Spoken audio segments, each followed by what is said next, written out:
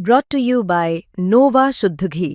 जब जब खाए दिल खुश हो जाए, सदियों का नोवा शुद्ध देसी घी, सपना स्वस्थ भारत का। I love घी। तो आदाब, नमस्कार, गुड इवनिंग, सत श्री अकाल। एक बार फिर आप तमाम लोगों का स्वागत है क्राइम तक की कहानी के इस एपिसोड में। उम्मीद है पूरी फैमिली अच्छी होगी, अपना और अपनों का ख्याल रख रही होगी। कुछ करिश्माई सफ़र होते हैं जिसके बारे में कोई यकीन भी नहीं कर सकता। आज की कहानी एक ऐसे ही करिश्माई सफ़र की है, काबुल टू दिल्ली। 21 सितंबर, अभी यानी कि 2 दिन पहले, संडे का दिन था। संडे को सुबह 7:30 बजे काबुल के इंटरनेशनल एयरपोर्ट से दिल्ली के IGI यानी इंदिरा गांधी इंटरनेशनल एयरपोर्ट के लिए एक प्लेन उड़ान भरता है। KAM काम एयरलाइंस की ये प्लेन, जिसका नंबर है RQ4401, इसको काबुल से दिल्ली पहुंचना था। काबुल से दिल्ली तक की जो कुल दूरी है वो 694 माइल है, 694 मील, और इस दूरी को तय करने में अमूमन 2 घंटे लगते हैं। इन 2 घंटों के सफ़र के दौरान ये प्लेन करीब 35 से 40 हज़ार फीट की ऊंचाई को छूता है, और इस दौरान में इसकी स्पीड होती है करीब 700 किलोमीटर पर आवर, यानी 700 किलोमीटर प्रति घंटे की रफ्तार से ये प्लेन उड़ता है, और 40,000 फीट की ऊंचाई तक ये उड़ान भरता है। अमूमन 10,000 के बाद ये ऑक्सीजन नहीं मिलता, तो इसीलिए ऑक्सीजन की भी ज़रूरत होती है, और -50 डिग्री टेम्परेचर होता है जब 40,000 फीट की ऊंचाई पर कोई प्लेन पहुंचता है।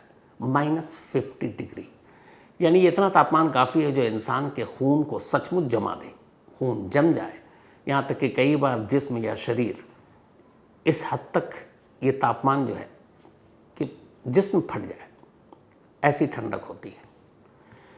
तो हमेशा की तरह 21 सितंबर की सुबह 7:30 बजे काबुल इंटरनेशनल एयरपोर्ट से काम एयरलाइंस की ये प्लेन दिल्ली के इंदिरा गांधी इंटरनेशनल एयरपोर्ट के लिए उड़ान भरता है। प्लेन में क्रू मेंबर और मुसाफिरों के साथ कुल मिलाकर करीब 200 लोग सवार थे। तो क्रू मेंबर और मुसाफिरों को लेकर ये प्लेन, जो वहाँ के टाइम के हिसाब से 7:30 बजे उड़ना था, थोड़ा सा डिले होता है और 7:56 AM 7:56 पर उड़ान भरता है। अब काबुल और हमारे जो टाइम जोन है, समय का फ़र्क 1 घंटे का। अफ़गानिस्तान में जो टाइम होता है उसके हिसाब से इंडिया की जो टाइमिंग है वो 1 घंटे आगे है। तो अगर वहाँ 7:56 पे इस प्लेन ने टेक ऑफ किया तो इसका मतलब इस वक्त इंडिया में 8:56 हुए। 7:56 AM काबुल, 8:56 AM इंडिया। तो 7:56 पर यह प्लेन उड़ान भरता है, और उसके बाद अगले 2 घंटे में इसको दिल्ली पहुंचना था। मौसम साफ था, प्लेन अपने तय रफ्तार और रूट पर करीब 40,000 फीट की ऊंचाई इसको छुआ प्लेन ने, और 700 किलोमीटर की स्पीड।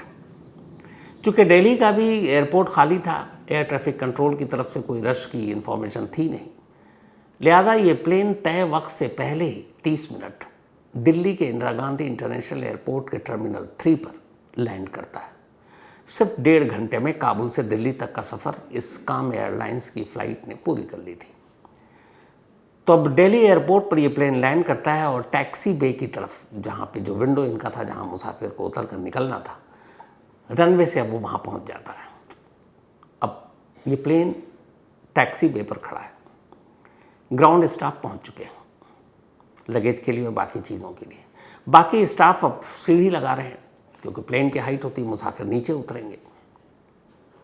लेकिन तभी एक ग्राउंड स्टाफ की नज़र पड़ती है एक ऐसी चीज़ पर कि जिसको देख के वो दंग रह जाता है। वो देखता है कि अभी प्लेन का दरवाज़ा खुला नहीं, मुसाफिर नीचे उतर नहीं रहे, लेकिन उसी प्लेन के नीचे पिछले पहिए के पास एक छोटा बच्चा खड़ा हुआ है, जिसने खाकी रंग का कुर्ता पजामा पहना हुआ है और काले रंग का कोट, और नीचे चप्पल है। अब ग्राउंड स्टाफ देखकर ये दंग हो गया कि ये क्या है। अभी मुसाफिर उतरे नहीं, और फिर रनवे पर इस तरीके से ग्राउंड स्टाफ के अलावा और कोई जा नहीं सकता, हाई सिक्योर जोन है। लेकिन पहिए के पास वो बच्चा खड़ा और इधर उधर अजीब नज़रों से देख रहा है। वो ग्राउंड स्टाफ हैरानी से उसके करीब जाता और पूछता, तुम कौन हो, कहाँ से आए हो? वो कहता, साहब मैं अफ़गानिस्तान से आया हूँ, काबुल से। तो कहता, तुम यहाँ क्या कर रहे हो? तो उसने, मैं कहा काबुल से इसी प्लेन से आया हूँ। उसने कहा पर दरवाज़ा खुला नहीं, मुसाफिर तभी उतरे नहीं। उसने कहा ये मैं इस पहिए के अंदर जो खाली जगह है उसमें बैठा हुआ था।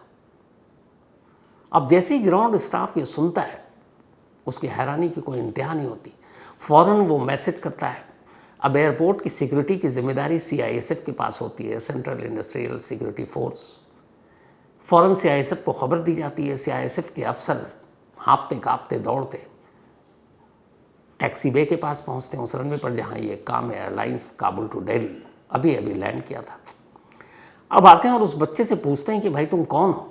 इसके बाद पहले तो सबसे पहले जैसे उसने बताया, डॉक्टरों को बुलाया जाता है, बच्चे का चेकअप होता है, उसको दिखाते हैं कि ये ठीक है कि नहीं। बच्चा ठीक ठाक है, नॉर्मल है, और वो बातें कर रहा है। CISF के लोग उसको साथ अपने पास लेकर एयरपोर्ट में अपने कमरे में पहुंचते हैं। अब वहाँ जाकर उस बच्चे से पूछताछ करते हैं। फिर वो बच्चा एक कहानी सुनाता है। इस कहानी को सुनकर खुद CISF के लोग दंग थे, हैरान थे, और उससे ज़्यादा हैरानी उन्हें इस बात पर थी कि ये बच्चा अब तक जिंदा कैसे है। इस बच्चे ने बताया कि वो अफगानिस्तान के कुंदुज शहर का रहने वाला है, वहीं अपने परिवार के साथ रहता है। उसे ईरान जाने की बड़ी तमन्ना थी। उसने ईरान, तेहरान के बारे में बड़ी जानकारी हासिल कर ली। उसने ये भी कहा कि उसकी उम्र सिर्फ 13 साल है।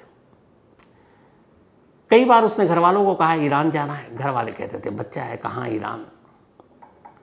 पर उसके दिमाग में ये बात बैठी हुई थी। वो अचानक कुंदुज शहर बिना अपने घर वालों को बताए हुए छोड़ देता है और वहां से पहुंचता है काबुल। काबुल ये पहुंचता है सैटरडे की रात को, यानी कि 20 सितंबर को। काबुल में इधर उधर भटकता है, फिर लोगों से पूछता है एयरपोर्ट कहाँ है। बताया जाता है एयरपोर्ट ये रहा। अब ये काबुल इंटरनेशनल एयरपोर्ट देर रात को ही पहुंच जाता है। अब वहाँ की सिक्योरिटी का आलम यह है कि इस बच्चे के पास ना कोई टिकट है, ना वीज़ा है, ना पासपोर्ट है, लेकिन ये काबुल इंटरनेशनल एयरपोर्ट के अंदर दाखिल हो जाता है। अब इधर उधर भटक रहा है, कुछ लोगों से पूछता है ईरान जाने वाली प्लेन या जहाज़ कब, कहाँ, कितने बजे जाएगी। कुछ लोग उसे बताते हैं भी, ये सोच कर कि इस बच्चे के साथ इसके फैमिली मेम्बर भी होंगे। अब ये सब कुछ पूछता पुछाता वो अब सुबह हो गई, और लगभग ये 6 बजे के आसपास देखता है कि अब मुसाफिर निकल रहे हैं और एक प्लेन खड़ा है वहाँ भी टैक्सी वे पर, उसकी तरफ बढ़ रहे हैं। ये उन मुसाफिरों के झुंड में शामिल हो गया। किसी ने इसे बताया था कि ये एक प्लेन जो है ये तेहरान, ईरान जाने वाली। अब वो उन मुसाफिरों के भीड़ में उनके पीछे पीछे चल पड़ा। अब वो वहाँ पहुँचा तो देखा सारे मुसाफिर, प्लेन की सीढ़ी लगी हुई है, वो उनके टिकट पासपोर्ट चेक कर रहे हैं और ऊपर जाने दे रहे हैं। अब इस बच्चे को लगा कि उसके पास ना टिकट है, ना पासपोर्ट है, ना वीज़ा है, तो ये तो यहीं रोक देंगे और उसे वापस भेज देंगे। उसने उधर उधर देखना शुरू किया। अब प्लेन चूँकि ग्राउंडेड है, ज़मीन पर है, प्लेन के पहिए सारे खुले हुए हैं, तो अब सारे लोगों का ध्यान उधर है। वो प्लेन की तरफ, पीछे की तरफ जाता है। अब वो पहियों को देख रहा है। तभी पिछले पहिए के करीब जाने के बाद उसने देखा कि उस पहिए के अंदर एक छोटा सा बॉक्स जैसा है। उसे लगा इसमें अगर छुप जाऊं तो आराम से मैं तेहरान पहुंच जाऊंगा। आसपास किसी ने उस बच्चे को देखा तक नहीं। वो पीछे गया और पीछे वाले पहिए का जो लैंडिंग गियर होता है, जब पहिया एक बार प्लेन टेक ऑफ करता है तो जो पहिए होते हैं वो अंदर चले जाते हैं, और जिस जगह अंदर जाकर वो बंद हो जाते हैं उसे लैंडिंग गियर कहते हैं। तो एक बॉक्स जैसा होता है जिसमें पहिया अंदर जाने के बाद भी थोड़ी बहुत जगह बची होती है, जिसमें अच्छा खासा एक इंसान तो कोने में दुबक सकता है। तो बच्चा पिछले पहिए के पास गया, उसने देखा यहाँ पर एक खाली बॉक्स जैसा है। नज़रें बचाकर वो उस बॉक्स के अंदर घुस गया। पहिया अभी ज़मीन पर है क्योंकि टेक ऑफ हुआ नहीं है। अब वो अंदर जाकर एक कोने में दुबक गया। उसे कुछ पता नहीं कि वो क्या कर रहा है, बस एक ही चीज़ है कि उसे ईरान जाना है। थोड़ी देर के बाद सारे मुसाफिर प्लेन में सवार, तय वक्त पर, बल्कि तय वक्त से लगभग 26 मिनट डिले। अब ये प्लेन 7:56 पर सुबह संडे को 21 सितंबर को काबुल इंटरनेशनल एयरपोर्ट से टैक्सी वे से रनवे की तरफ बढ़ता है, और रनवे पर पहुंचने के बाद अब ये टेक ऑफ करता है। थोड़ी देर के बाद प्लेन टेक ऑफ किया, जैसे ही सारे पहिए अंदर, यानी गियर बॉक्स, बच्चा उसी के अंदर। अब ये प्लेन उड़ान भरना शुरू करता है। लगभग 90 मिनट की ये फ्लाइट, जो कि 1.5 घंटे में पहुंचा दिया। 40,000 हाइट, 40,000 की फीट पर इस प्लेन को मैक्सिमम पहुंचना था। 700 किलोमीटर पर आवर इसकी स्पीड। अब प्लेन के अंदर तो सारी ऑक्सीजन और ये सारी चीज़ों की वो होती है फैसिलिटी, आपको अंदर में टेम्परेचर का फ़र्क नहीं पता चलता है, लेकिन -50 डिग्री तापमान किसी के भी जिस्म को गला कर रख दे, खून को जमा कर रख दे, ऊपर से ऑक्सीजन नहीं और ऊपर से इंजन का शोर जो कान के पर्दे फाड़ दे। अब इन सारी चीज़ों के होते हुए भी सिर्फ एक कुर्ता पैजामा और कोट में और चप्पल में ये बच्चा उस गियर बॉक्स के अंदर बैठा है। इसके पास कोई सामान नहीं है सिवाय एक लाल रंग के स्पीकर के, जो छोटा सा स्पीकर था जिस पे शायद वो गाना सुनता हो। अब बच्चा बैठा हुआ है, प्लेन उड़ रहा है, पूरे 90 मिनट बीत जाते हैं, 1.5 घंटा। 1.5 घंटे बाद ये प्लेन अपने तय वक्त से आधा घंटा पहले दिल्ली के इंटरनेशनल एयरपोर्ट पर लैंड करता है। टैक्सी बे पर जाकर रुकता है, मुसाफिरों को उतरना बाकी था, ग्राउंड स्टाफ पहुंचते हैं और ये बच्चा जब प्लेन लैंड किया तो जैसे ही पहिया नीचे आया, इसी गियर बॉक्स से ये बाहर निकलता है और बाहर निकलकर अब खड़ा हुआ है, ये सोच रहा कि अब यहाँ से जाए कहाँ। पर उसे पता नहीं था कि काबुल एयरपोर्ट की जो सुरक्षा या सिक्योरिटी का पैमाना है वो दिल्ली में कहीं ज़्यादा है। तो ये काबुल एयरपोर्ट की सुरक्षा पर भी सवाल है कि कैसे एक बच्चा बिना टिकट, पासपोर्ट, वीज़ा के रनवे पर पहुँच गया, जाकर गियर लैंडिंग में बैठ गया और किसी ने देखा तक नहीं। लेकिन खैर, अब यहाँ ये उतरा है। अब इस बच्चे ने जब अपनी ये कहानी सुनाई तो खाली इस कहानी पर तो यकीन कर नहीं सकती एजेंसियाँ। तो सीआईएसएफ वालों ने उससे पूरी पूछताछ की। फिर इसमें आईबी को इन्वॉल्व किया गया, अपनी इंटेलिजेंस ब्यूरो यानी खुफिया ब्यूरो। आईबी की टीम भी पहुंची एयरपोर्ट पर, सीआईएसएफ की टीम ऑलरेडी पूछताछ कर रही है। इसके बाद अफगान अथॉरिटी से बात की गई, काम एयरलाइंस के स्टाफ से बात की गई। फिर इस बच्चे ने जो अपना पता बताया कि मैं कुंदुज शहर का हूँ, वहाँ अफगान अथॉरिटी के ज़रिए उसके शहर और उसके घर तक पहुँच हुई। पूछा गया कि भाई 13 साल का आपका कोई बच्चा है? उन्होंने बताया हाँ। तस्वीर दिखाई गई, उसने कहा हाँ ये वही तस्वीर है। ये तस्वीर उस वक्त की है जब वही इसको सीआईएसएफ वाले वहाँ से लेकर जाते हैं, और फिर एयरपोर्ट के अंदर की ये 2 तस्वीरें हैं। हालांकि सोशल मीडिया पर बहुत सारी तस्वीरें हैं, लेकिन वो सब फेक है। इस बच्चे की यही 2 असली तस्वीर है। तो इस तस्वीर को भी दिखाया गया, कुंदुज शहर में बाकायदा भेजा गया व्हाट्सएप के ज़रिए। वहाँ उन्होंने पहचान लिया, उन्होंने कहा हमारा बच्चा है। तो उन्होंने कहा कि इसके बारे में आप क्या बता सकते हैं? उन्होंने कहा कि इसको ईरान जाना था और ये घर से गायब है, हम तो खुद ही परेशान हैं कि ये घर से कहाँ चला गया। तो बताया गया कि भाई वो तो दिल्ली में और एयरपोर्ट पर पहुँचा हुआ है और इस तरीके से सफ़र किया। घर वाले भी हैरान। फिर घर वालों से फ़ोन पर बात हुई। जब हर तरफ से ये तस्दीक हो गई, इस बात की कंफर्मेशन हो गई कि 13 साल का बच्चा बेकसूर है, ईरान जाने के चक्कर में भारत जाने वाले प्लेन में बैठ गया, वो भी जान जोखिम में डालकर, और करिश्मा ये कि ज़िंदा बच गया। -50 डिग्री टेम्परेचर, बिना ऑक्सीजन के और कान फाड़ू इंजन की आवाज़ के बीच। तो फिर आईबी ने भी कंफर्मेशन दी। एक तो बच्चा था नाबालिग, 13 साल सिर्फ उम्र। फैमिली से बात हो गई, अथॉरिटी से बात हो गई, एयरलाइन से बात हो गई, उसके पास कोई सामान नहीं। तो इसका मतलब है कोई और इरादा नहीं था। वो लड़कपन और बचपने में उसे लगा कि दुनिया की सारी सरहदें एक है, ईरान जाने की तमन्ना थी।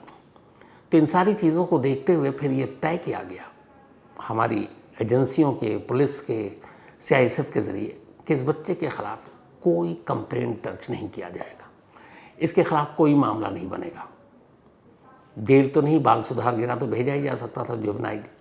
लेकिन ये तय हुआ कि नहीं, ये सिर्फ मासूमियत और गलतफहमी में तेहरान जाने की बजाय दिल्ली आने वाली फ़्लाइट में बैठ गया और इसका कोई मकसद बुरा नहीं था, बल्कि ये सब कुछ एक लड़कपन था। तो जब ये तय हो गया हायर अथॉरिटी के ज़रिए कि इसके ख़िलाफ़ कोई केस नहीं बनाना है, तो फिर ये हुआ कि अब करना क्या। फिर तय हुआ कि यही काम एयरलाइंस की फ़्लाइट जो काबुल से दिल्ली सुबह 7:30 बजे चलती है हर दिन, फिर यहाँ उसका कुछ स्टे होता है करीब 4-5 घंटे, और यही फ़्लाइट वापस दिल्ली से काबुल जाती है शाम 4 बजे। तो तय हुआ कि शाम 4 बजे उसी काम एयरलाइंस की फ़्लाइट से इस बच्चे को वापस काबुल भेजा जाएगा। काबुल अथॉरिटी से भी बात हो गई, उन्होंने भी कहा कि ठीक है आप भेज दीजिए। फिर उसे खाना खिलाया गया, कुछ तोहफे दिए गए हमारी सीआईएसएफ और बाकी लोगों की तरफ से इंसानियत के नाते, क्योंकि था तो बच्चा ही। और इसके बाद शाम 4 बजे उसी काम एयरलाइंस जिसकी लैंडिंग गियर में वो बैठकर काबुल से दिल्ली तक आया था, उसी प्लेन में फिर बैठा शाम 4 बजे, लेकिन इस बार जहाज़ के अंदर सीट पर। करीब 2 घंटे की उड़ान के बाद शाम को ही संडे 21 सितंबर को ये बच्चा वापस काबुल पहुंच गया। काबुल पहुंचने के बाद वहाँ की अथॉरिटी ने उसे उसके परिवार के हवाले कर दिया। सोचिए करिश्मा, -50 डिग्री, नो ऑक्सीजन, इंजन का शोर, 90 मिनट का सफ़र, 40,000 फीट की ऊंचाई, और ये बच्चा जिंदा और सही सलामत काबुल से दिल्ली तक का सफ़र पहिए वाले लैंडिंग जो गियर है उसमें पहुंचकर इसने ये सफ़र पूरे कर दिया। US federal aviation administration FAA ये पूरी दुनिया की एविएशन के ऊपर नज़र रखती है, डेटा तैयार करती है। तो यूएस फेडरल एविएशन एडमिनिस्ट्रेशन यानी FAA के एक डेटा के मुताबिक 1947 से लेकर 2021 तक दुनिया भर में अलग अलग 132 लोगों ने अलग अलग तरीके से प्लेन के पहिए के अंदर यानी लैंडिंग गियर में बैठकर सफ़र किया। 132 सिंस 1947 टू 2021 तक 132 लोग पहिए के अंदर यानी लैंडिंग गियर में बैठकर उन्होंने एक देश से दूसरे देश का सफ़र किया। लेकिन इनमें से सिर्फ 77% मतलब 23% ही लोग बचे, 77% की मौत हो गई। मतलब 132 में से 77% लोगों की जान चली गई, और इस जान जाने की वजह थी ऑक्सीजन का ना मिलना और -40 और 50 डिग्री का तापमान जो खून को जमा दे और जिस्म को फाड़ दे। तो 132 लोगों ने ये ट्राई किया, उसमें से 77% लोग मारे गए।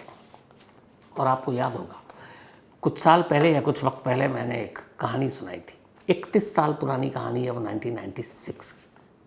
1996 में अपने पंजाब के 2 भाई प्रदीप सैनी और विजय सैनी भी इसी तरह, ठीक इस बच्चे की तरह, लैंडिंग गियर में बैठकर दिल्ली से लंदन के लिए चल पड़े थे।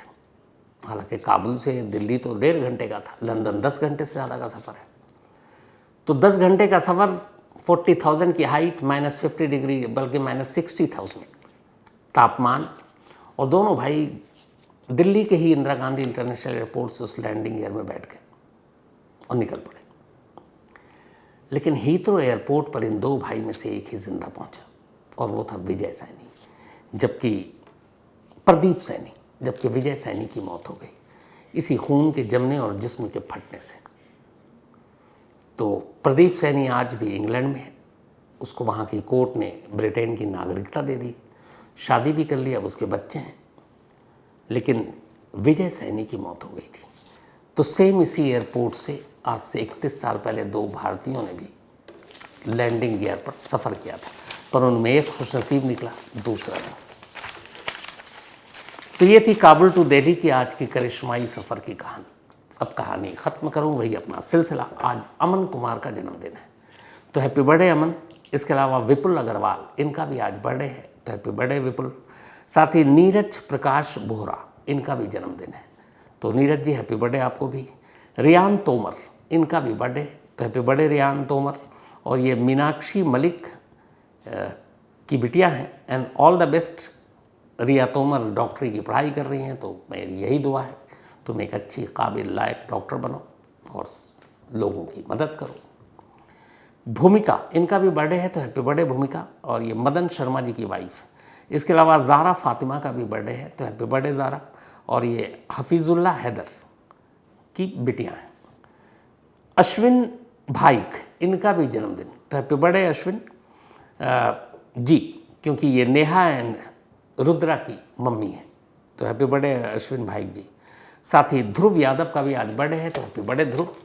इसके अलावा कहानी ख़त्म करूँ, शुरू में भूल गया था आखिर में कि आज जुबीन गर्ग राजकीय सम्मान के साथ अंतिम संस्कार कर दिया गया।